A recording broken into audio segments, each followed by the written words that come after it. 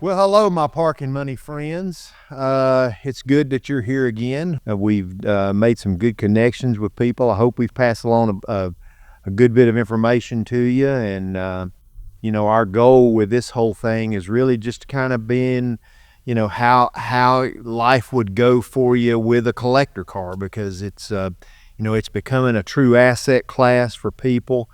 And it's we've got a great bunch of great friends that are in the collector cars. We've got my brother here on stage with me.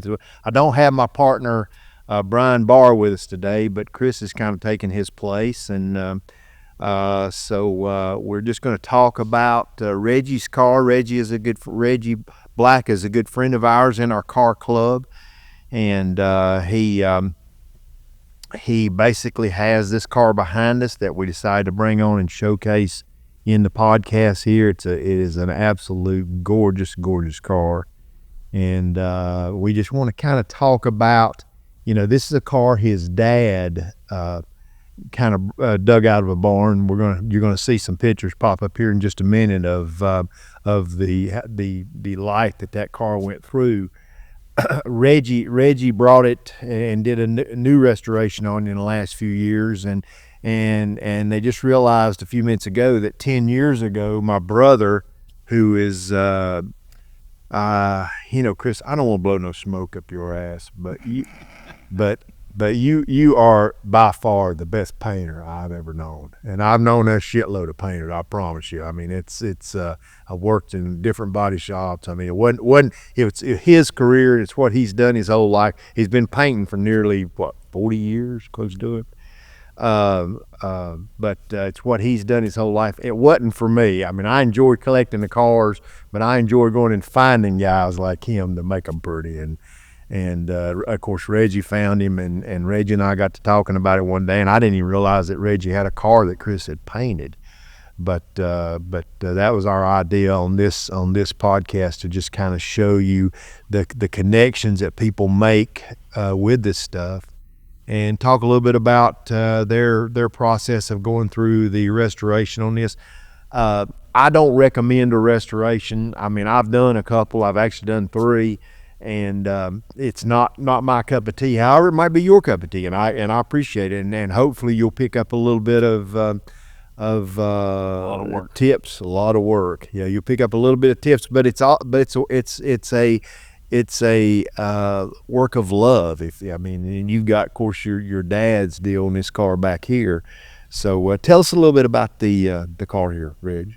Well, first of all, let me say I agree with you that Chris is an excellent painter. I've helped restore 7 cars over my lifetime, and of course the mechanical part's very important, but the paint is what most everybody sees. Yeah. So if you don't get the body work right, then you can't get the paint work right. And Yeah. Chris knows how to do both to perfection. So you're right. It's not easy to find quality painters that want to do this type of work.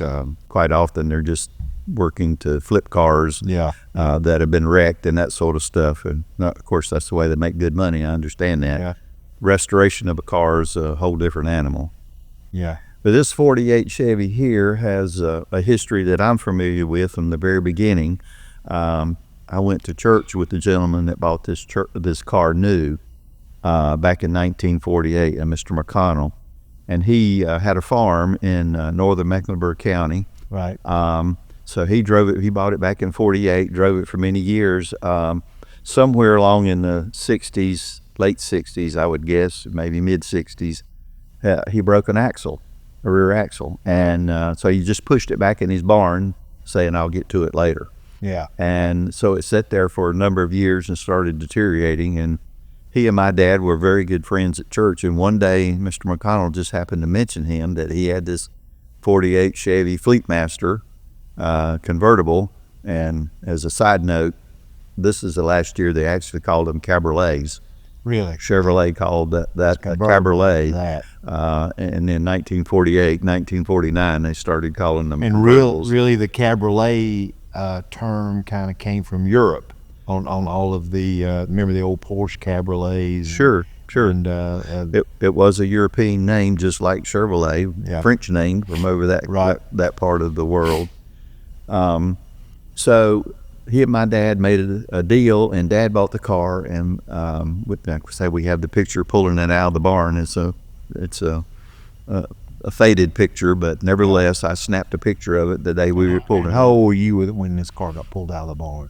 Well, let's see. I guess I was 19 or 20, somewhere along in there. How old are you now, if you don't mind me asking? I'm elderly.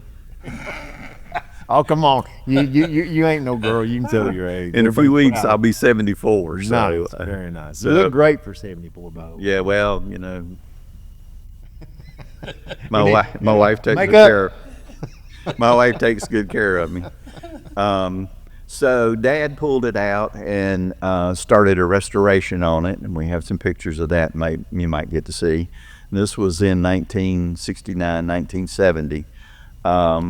And I got to help get started on it, and then I had to leave for my active duty in the Navy. Yeah. So I did not get to actually help very much with the restoration. My brother did, but I didn't. Now, you got to keep in mind, guys, this car back here is 77 years old. It's older than Reg. It's 77 years old. I mean, and he's got the most spectacular 33 Cadillac Resto mod that you'll ever see in your life. And that damn car is 92 years old. 92 years old. That's crazy. Maybe we'll bring it in here one day and let Oh, we everybody know. see We it. absolutely will bring it in here one day. It's a nice little hot rod. So Did you do anything on that? You didn't. no, I hired a shop to do that, and I went to work there at the shop while we were doing the 33 Cadillac. So that's another story. That's another story. I know that story. Yeah. So Dad drove this car as he putzed around in it until he retired, and then it was his retirement car. And you can see that on the sign here. My wife had that made up, and it's a Dad's retirement car. So it was his retirement car, and he drove it till he died. And then Mom sold it to me for $1. And So he didn't make no money on it. no, Or she didn't make no she money. didn't make any money on it. But she wanted She it. kept it in the family. We kept it in the family, and she wanted to make sure that we took good care of it. Right. So I wanted to do a second restoration on it. So I started looking around, and again, I know how to do a lot of the mechanical stuff, although I had a cousin that helped me with the motor. But the main part on restoration of a car is the body work and the paint. Oh, yeah. I mean, it just is. It's hard to get a good restoration with bad paint. Yeah, No doubt yeah. about You it. can do all sorts of wonderful things, but if it doesn't have a good body work and good paint, then you don't have a nice restoration. So You definitely do not have a show-winning restoration. right, Yeah. right. And my goal is not to win car shows or anything like that. I have a wall full of trophies, and I don't need that anymore. Right. I'm just enjoying cars. So one day I was going along Highway 150, and I just decided I was going to stop in this this restoration. Well, it was a paint and repair place. Yep. And That's where you worked at the time? Where was that? Wilburn's. Wilburn's. yeah, Also, really? Wilburn had a place up there? I didn't. Here in Mooresville. Because that's where, when we came to Charlotte, Wilburn's, we came to Charlotte in 1975. And were you even born then? Yes. Yeah, you were. Yeah, 3 years 1970. old. Yeah, 3 years old. Our dad went to work for Don Wilburn over at the body shop on East Independence Boulevard. Remember, that's where he sold his old watchdog Jack. Remember that? Yeah. And but I didn't realize Wilburn had a place up here. Yeah. You where Caliber is? Yeah. Yes. Used to Wilburn's. He sold out. The reason I stopped in Wilburn is I had an accident. I can't remember exactly what it was now, but I stopped into Wilburn on Independence, and they looked at it, and we took the car in there and had it repaired. Again, I can't remember all the details on it this day, but that's why Wilburn was in my head. So I'm riding along, and I see that sign, and I think, I'm going to stop in and see if I can find a painter, somebody interested in helping me with the restoration on this. And I didn't go into the office. I went back to which was a separate building, the paint building, and I just walked in, and I looked around, and Chris spotted me, and he said, "Can I help you?" And I said, "I'm looking for somebody that will paint a '48 Chevy for me."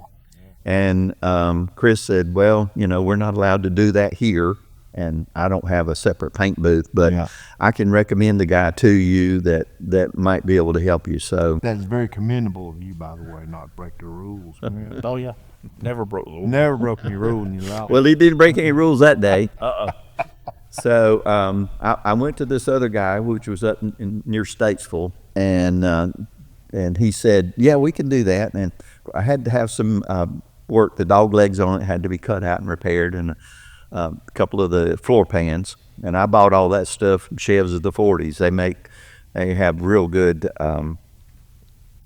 parts, good quality parts that are made correctly. And so I don't know where they buy everything from, but they did a good job. And so they started on it and got to going on it. And I was happy with the metal work that they did. They were a B on the body work, but I'm thinking this is where I'm at, and this is the best I can do.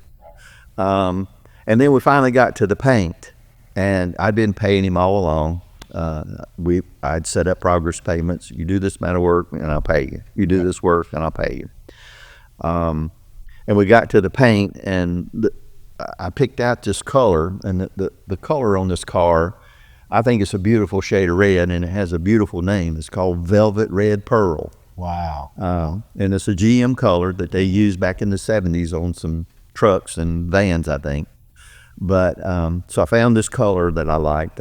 Dad painted it fire engine red.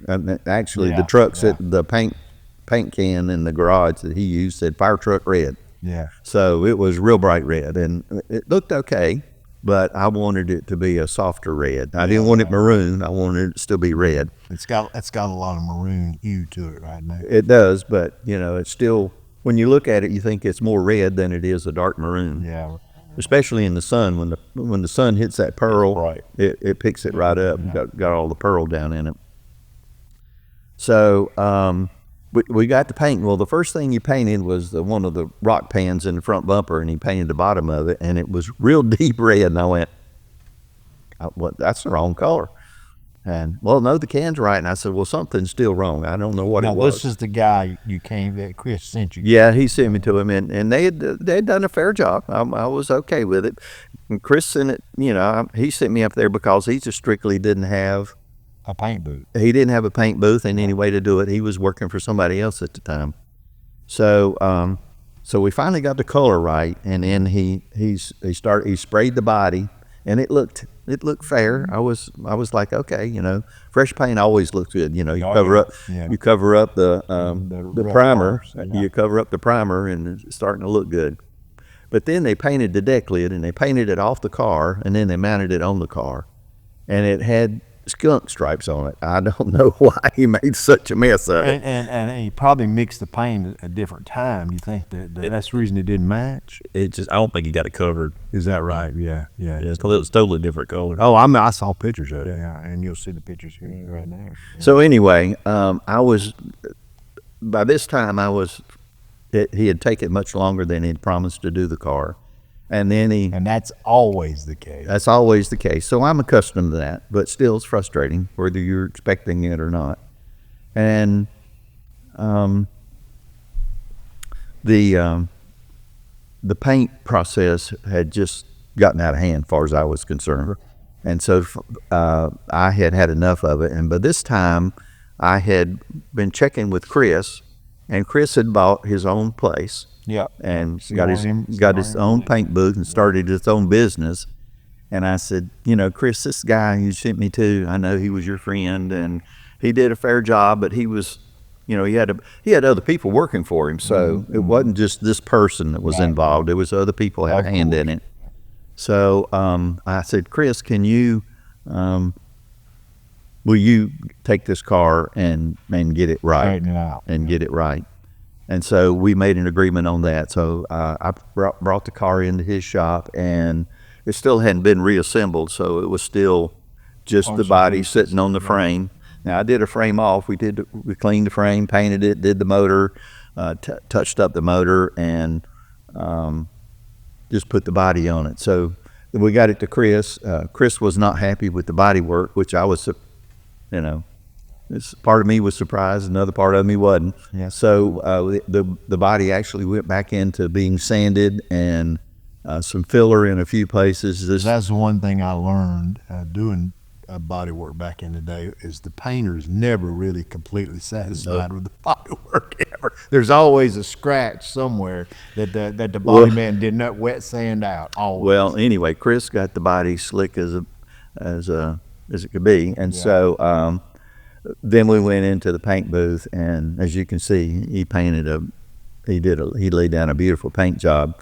And as we look at this car right now, the paint job's 10 years old. 10 years old, yeah. And what a restoration's over 10 years. Yeah, the restoration's over 10 years old. So I'm very pleased with that. And you've done a great job of keeping it and maintaining it. He really has. You really have. Yeah, well, that's he drove it a lot. He drives a lot. Yeah, I do drive it around a good bit. Reg goes to our car club over here at the lake and comes to all the meetings, and he'll either bring the 33 Cadillac, his Corvette, or this back here. And you get out in them a lot. You really do. I do. One of the things we talked about earlier that you said we wanted to talk about was not only just the ownership, but some unusual things about the car. 1948 was the last year that GM built Babbitt bearing motors. Oh, you were telling me about that yesterday. Now, Babbitt bearing motors, it's what the A models had in them. These are bearings that are poured, and the material they actually poured into the block was called Babbitt material, and it was a combination of brass and I don't know what all else. So is it the deteriorating material that would eventually eat the bearings up, but it took a long time. Right. The bearing always has to be softer than the crankshaft, so you don't mess up your crankshaft. So this car has which makes it very rare, has the original motor in it, the Babbitt bearing motor that they poured in 1948 and put in this car. The trick that they did was put 30,000 shims in both the connecting rods and on the mains before they bored it. Now, how'd they get it to seal? Well, if they put it on the mains, there wouldn't be a seal problem. It'd be a seal. No, it'd be if you had it. It didn't need any kind of shimmy around the oil pan or anything like that. No. So what they did was put these 30,000 shims under, between the connecting rod cap and the block, and then they machined it to the specifications of the crank. Right. And then they assembled the motor, and you drove it for however long you could drive it if you took good care of it, changed the oil, had the correct oil in it. And at some point in time, then it'd get noisy because it was wearing. Yeah. The Babbitt material was wearing.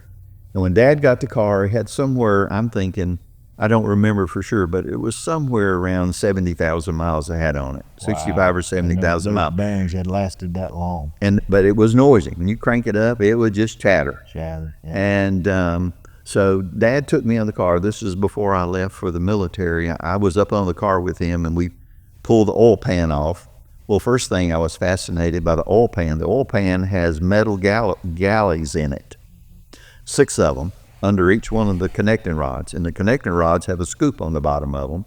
And even though this motor has an oil pump on it, it all has these. Had dippers. It has Riggs motors. That's right. It has dippers on it, so you had to be real careful about how you mounted the oil pan because you couldn't.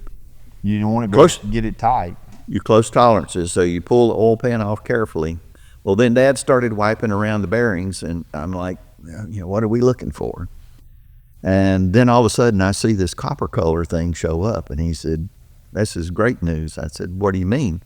He said, the shims are still in this motor. And I don't know how he knew all this stuff. Yeah, right. He worked in a cotton mill most of his life, so my mom and Dad both. Well, you worked could probably in a look cotton mill. and see the shims. And you could, it was all national oily and dirty, and so you couldn't see them until you wiped them off. And then here's these shims, and to this day I regret that I didn't save those shims, put them in a plastic bag, and put them in the glove box. But so we loosened all the connecting rods and the mains and pulled all these little shims out, and then we tightened everything right back up. Did you put new shims in it? No, you just take them out and close it up. And he tightened everything back up. And of course, we didn't have torque wrench in those days. He just still running with, you know, he just, it's quite as a mouse one too many. Yeah. So we got it. We did that, and then he told me, he said, "Well, get up and see if it'll crank." Well, I'm like, "Oh, I just drove it in here, you know, earlier today. It was running just fine." But he explained to me that sometimes when you do this, you pull these shims out. If you pull them out too soon and you clamp it all back down, it's too tight, and the motor won't turn over. Right. Fortunately, I mean, my dad was a whole lot smarter than he let on to be. He'd learned everything through the school of hard knocks. But I jumped in and cranked it up. But boy, it was quiet as a mouse. It just sounded like a soul machine, just hummed along. Yeah. And so to this, that was 70,000 miles. It has 90,000 miles on it now. These are all original miles. But it still runs fairly quiet. I don't know how long these Babbitt bearings will hold, but you know, I use racing oil in it, which has zinc in it, that protects those bearings and allows it coated and keeps it coated. So that's sort of the history of the motor. So the motor has never been pulled apart other than what Dad and I did in 1970, other than just to put gaskets and freeze plugs and things like that on it to keep it sealed up. So I don't know if there's anything else I can say about it. It was originally sage green. Yeah, you showed me pictures of it. Sage green. Boy, it looks a whole lot better in that bird in that velvet. Something that we'll see when we get over in and where Dad restored it. The dash originally on these cars had a wood grain paint on it, and he couldn't afford to have that done. Yeah. So he bought an antiquing kit, a red and black antiquing kit, and antiqued the dash and all the garnish molding, and it's, you know, it still looks good. So when I restored it, I just did a light steel wool over it and put a satin clear coat over it to protect it. Nothing I would change on it. Wow. It's beautiful, Bob. Now tell me, you don't really like to do stuff like this. I mean, this is not a money maker. This is just something that you get to look at as a trophy later on. Yeah. So I know you're more into the collision repair, which is quick money, get it in, get it out, get the customer going down the road, and you do a great job with everything. But what made you decide to break that rule and help Reggie out on this deal? And let me tell you something. And this in the collector car world, when you start doing a restoration, this is a hurdle you're going to have to get over. But what made you do that? The reason I did it is because I had sent him to that guy. Yeah, right. So you felt guilty. The guy kind of screwed it up. It made a mess out of it. Yeah. Well, that makes perfect sense. And so you had a little bit of guilt going on. Yep. Because of that deal. Mm-hmm. Yeah. I'm glad you were guilty, because I appreciate what you did. Well, and the thing about it is, I'll give you I love Z cars.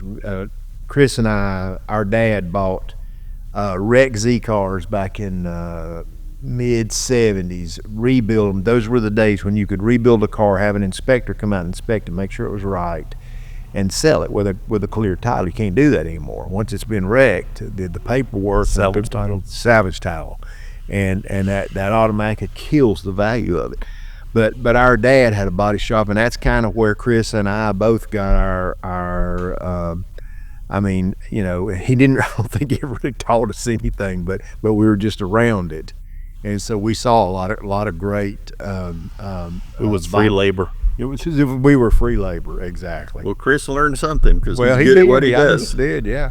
He used to be a good body man. Yeah, but you know, I was decent. I wasn't. He was good. Great.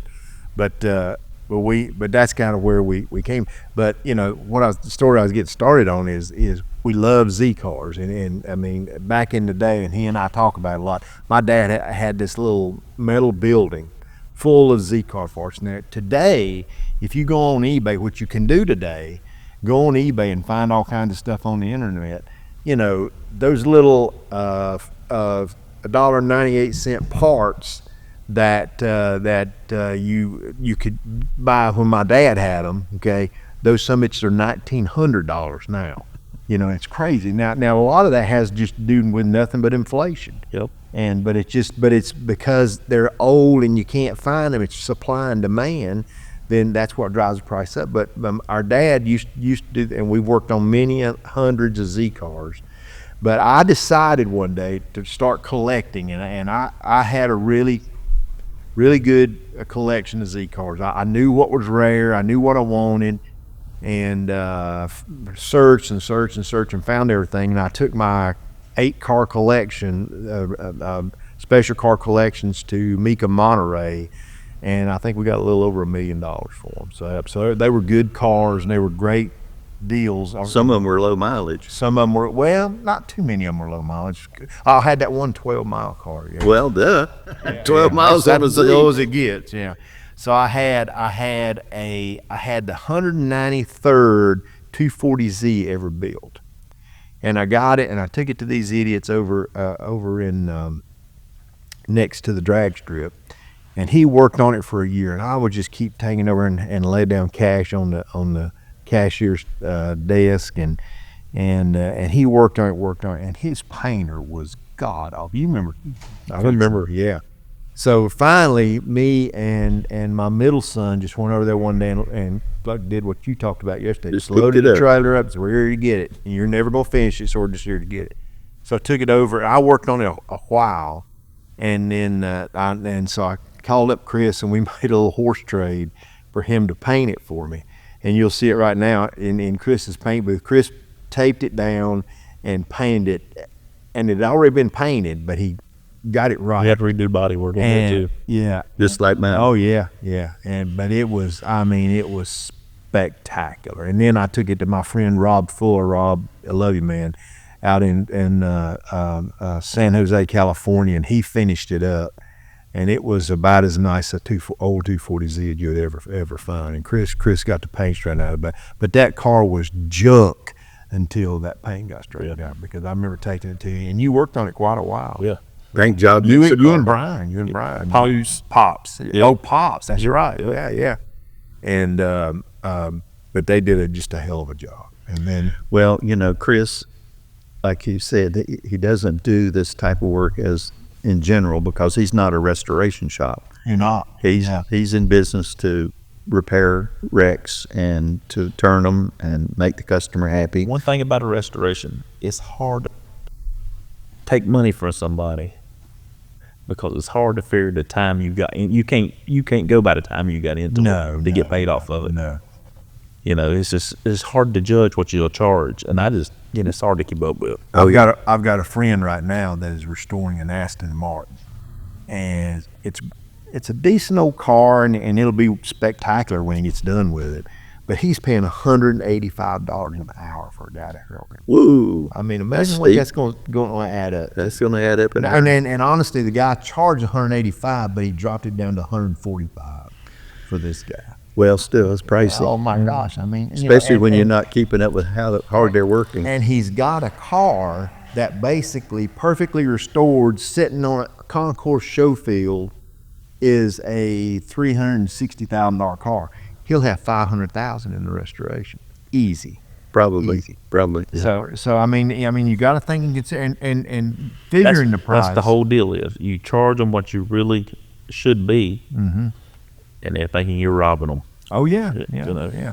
Well, and the guy that I had on the 240Z, I mean, I don't think I really took it because of what he was charging me. I took it because of the quality of the work, because there was no way in hell I was going to be paying this kind of money for that kind of work. And so I took it to basically two different guys, and there ain't no telling how much money I had in that car. I hate to even think. We sold it at Mecum, got $140,000 for it, I think. Well, speaking of that, I watch Mecum and Barrett Jackson, and I see cars come across the block, and I see what people pay for them, and I'll see the car come across, and I'll look at my wife, and I said, that person bought that car for what they had in the paint job. Yeah, exactly. That happens a lot of times. This T-Bird right here, I paid, I mean, it just wasn't for everybody, and I bought it, and it's a great car. But I paid for it what it cost to do the engine swap. It's got an Art Marson chassis underneath.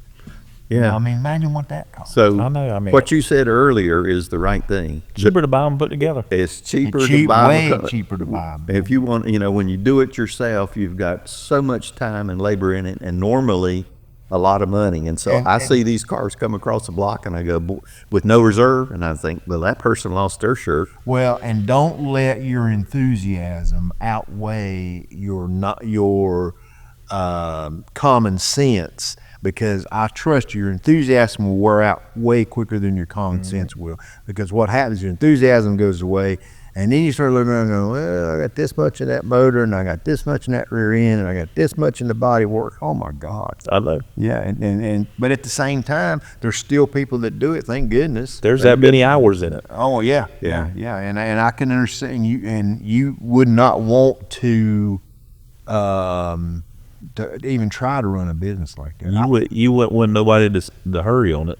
Yeah. To try to do it fast, because it would look like crap. Yeah. It takes time to do all that, man. A lot of time. When you got these To get it right. $4 or $5 million Ferraris or old Ferraris, I mean, I get that, you know, Gull Wing Mercedes, you know, that somebody puts $1 million in the registration. I get that. That car is worth a ton and will continue to be worth a ton. Exactly. But at the same time, you know, it's like I said, you're way better off just buying it.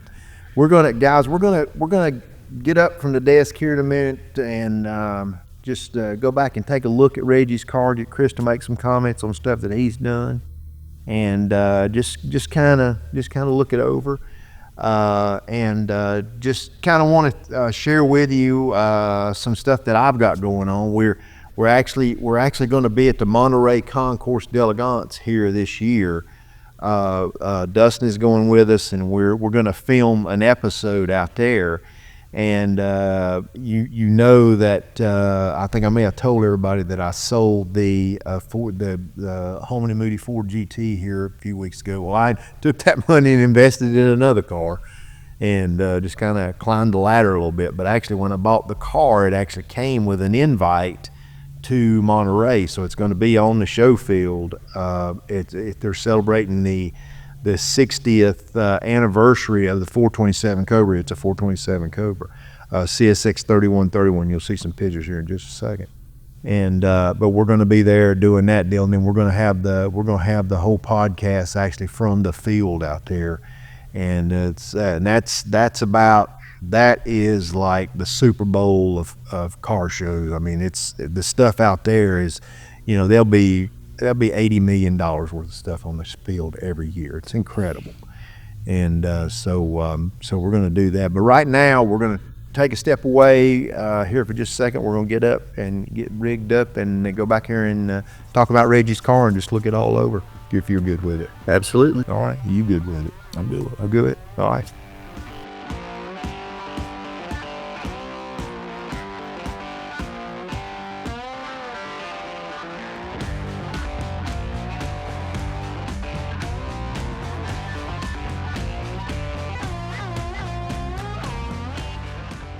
This interior is something he put in it in 1970. When I restored it, the only thing I did was pull the seats out and have them put some new foam underneath it. So, you know, it's beginning to show age in different places. Some of the stitching is turning loose. But because it's still something my dad did, and because it still has the antique or the correct look for this model car, I choose not to change it. First of all, a small detail, something that happened regularly back in the 40s and 50s, late 40s, early 50s, is these little blue dots in the taillights. That was never a factory thing. See, now I had some of those on the Harley Davidson. I know. What was that for? It was a 50s thing just because it looked cool. It looked cool. And so I can remember as a small boy going into service stations and see lenses on popular cars laying on the counter in a service station, and you could buy them for a couple of dollars, and they had the blue dots in it. So people would go in the service station and they'd go change, 2 screws, and then you put this lens in. So I know these lenses did not come from the factory. I have no clue where the original ones are, but when I saw the car the first time, it had the blue dots in it. And one of the real interesting things is this car has a breakaway bumper guard that snaps and folds down so that you could put wood or whatever in the trunk and let it stick out, and the bumper guard wouldn't be in the left. I never have either. So I mean, this car has some real interesting details that they did back in 1948. What is the situation there with a real small back window? Because obviously you can see where it should have been put in there larger. No, actually, that was the size that they put in them in the day. Just zip them out. And it gives you a good view. Yes, this thing has a top that zips out. Okay. This has a zipper in here. Right. And the reason they put that in there is in the real hot summer, you didn't want the sun on them. Yeah. So you left the top up, but you zipped this and dropped it down, and it made a real nice wind tunnel. Nice wind tunnel, yeah, nice. So that's again, that was something that wasn't on the original top when Dad bought it and put a top on it. He didn't put the correct top on it, and that was another one of the things that gentleman looked at. He said, well, this thing's supposed to have a zip out window in it, and he knew all the details. The hours were in the front of the body here. The body work and the sanding. I've got pictures of Chris working on this thing. I sanded on it, he sanded on it. Of course, I don't know how to sand like he does. Paint work there's a certain amount of science to it, but there's more art to it. Oh, there is, yeah. And the thing about it is, the great painters realize preparation of everything. Because they know what their application's going to look like. Yep. But any problems they have after it dries, it primarily come from the preparation. Well, obviously how smooth it is one thing, but the correct substrate underneath it, so it doesn't bubble up. And Oh yeah, a lot of people want to, as soon as they paint it, they want to jump on it with a buffer and then finish it. But you gotta let it dry first, for you blow your header full dry right back. Yep. You'll lose the shine. Yeah. We know there's a lot of young folks out there that's going to say, well, it's a 48 Chevrolet. Goodness, that was 30 years before I was born, or 50 years before I was born. But it gets back to your love of the old cars and again, parking money, because this thing is worth quite a bit of money. And that's what Reg has done here, and he's basically brought through his family something that he enjoyed doing with his dad, and that's one of the things. And we talk about the generational aspect of these things, how basically it's older cars. The people who love the 20-year-old that went in and saw this thing in 1948. He's born in 1928, so he's 100 years old now. So there's not many of him left. So, but you still have older guys out here that are basically putting stuff together that reminds them of their youth, and so it still has a great deal of value, and I, quite honestly, finding a convertible would be tough. Finding a convertible that was decent would be tough, but finding a 48 Chevrolet, that's not that tough. I mean, there's a lot of stuff still sitting around in fields and stuff like that. Restoring them be a little bit of a pain in the butt, but finding them is not that hard. And they're not super expensive like a GT3 Porsche, for example. But at the same time, if there's always going to be a call for them, and always going to be a need for them, and if you have one and you get it in this kind of shape, this is a piece of art.